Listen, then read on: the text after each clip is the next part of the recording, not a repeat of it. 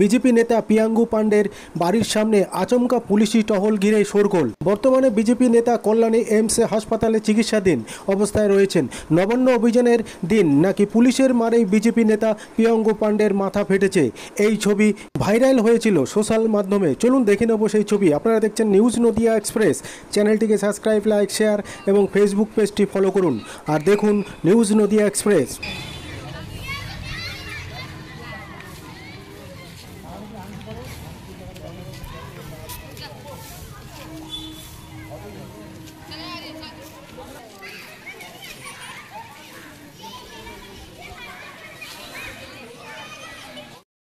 ছটা সেলাই করে মাথার আঘাত গুরুতর এবং তার অবস্থা খুব সংকটজনক রয়েছে। এখন এইমসে ভর্তি কি হয়েছে মানে কি বলেন?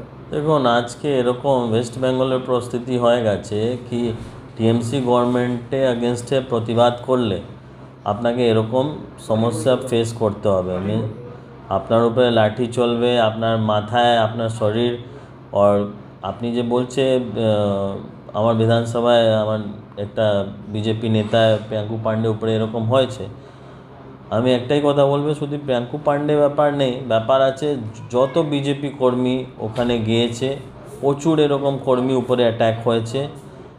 এরকম কর্মী উপরে কন্ডিশন হয়ে গেছে কি মোর দেন 50-100 লোক এখনও অ্যাডমিট আছে অল ওভার মিন্স ওয়েস্ট বেঙ্গলে। যেখান থেকে বিলং করে সব নিজে নিজে হসপিটালে অ্যাডমিটে আছে। আর সবাই উপরে কেস হচ্ছে এখন। মিন্স ওখানে যে কর্মী ছিল, কর্মীকে আইডেন্টিফাই করে সবাইকে বাড়ি বাড়ি গিয়ে পুলিশ প্রশাসন সার্চ করছে।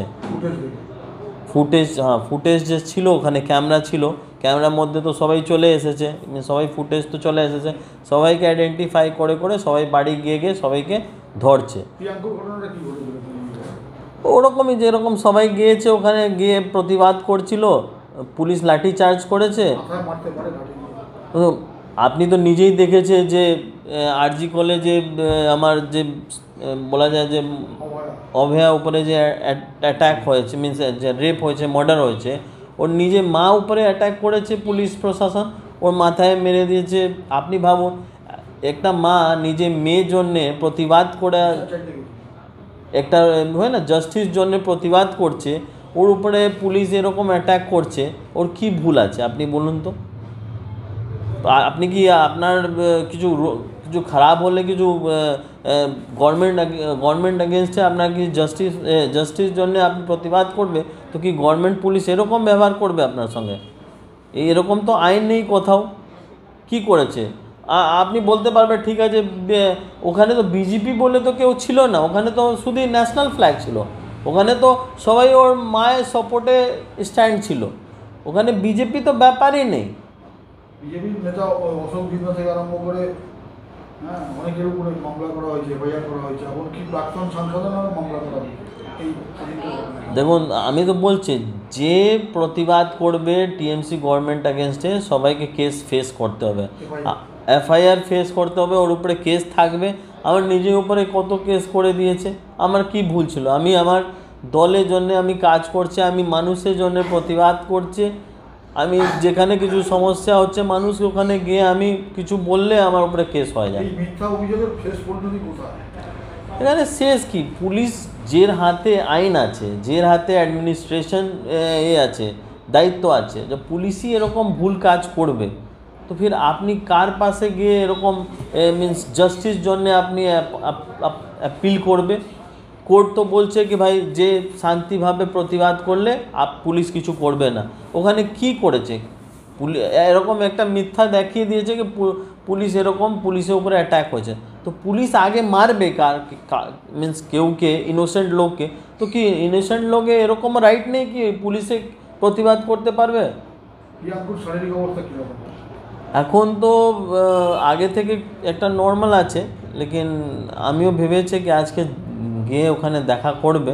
কালকে তো আমার বাবা গিয়েছে, দেখা করেছে। আজকে না গিয়ে দেখা না করলে আমি ভালো করে বলতে পারবো না এখন প্রেজেন্ট কন্ডিশন কি আছে। কলকাতায় প্রিয়াঙ্কু পান্ডেকে যখন মারা হয় একটি বেসরকারি নার্সিংহোমে ভর্তি করা হয়।